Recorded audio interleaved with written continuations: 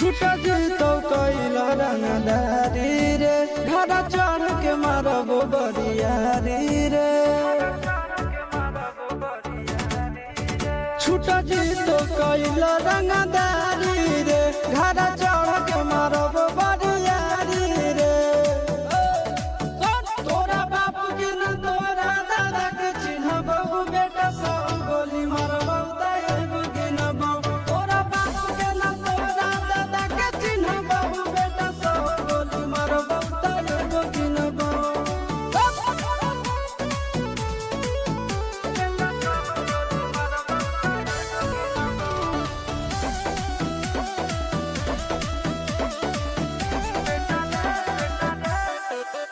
बेटा रे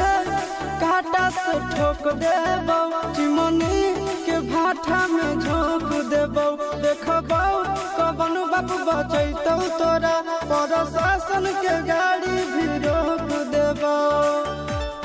बेटा जी सुनो बेटा रे काटा से ठोक देबो चिमनी के भाठा में झोंक देबो देखबो कवन बाप बचैतौ तोरा प्रशासन के गाड़ी भी रोक देबो तोरा जैसन के हम खड़े खड़े गिनबो बेटा सब गोली मारबो तायब गिनबो तोरा बाप के न तोरा दादा के चिन्हबो बेटा सब गोली मारबो तायब गिनबो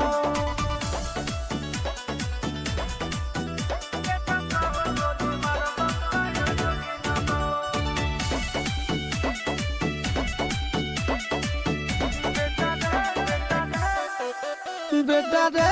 दौड़ा के बाजार में मारबो गोली तोर कपार में रंगदारी जे करम भी बिहार में गड़ देबो गंगा जी किनार में इतना मार पड़तो न बेटा बेटा रे दौड़ा के बाजार में मारबो गोली तोर कपार में रंगदारी जे करम भी बिहार में गड़ देबो गंगा जी किनार में कहो चिंटू आशीष के कारण सुनाबो बेटा सब गोली मारबो तायब गिनबो तोरा बाप के न तोरा दादा के चिन्हबो बेटा सब गोली मारबो तायब गिनबो मारत मारत पिछुआरा लाल कर दे बेटा ध्यान से बाप इधर है।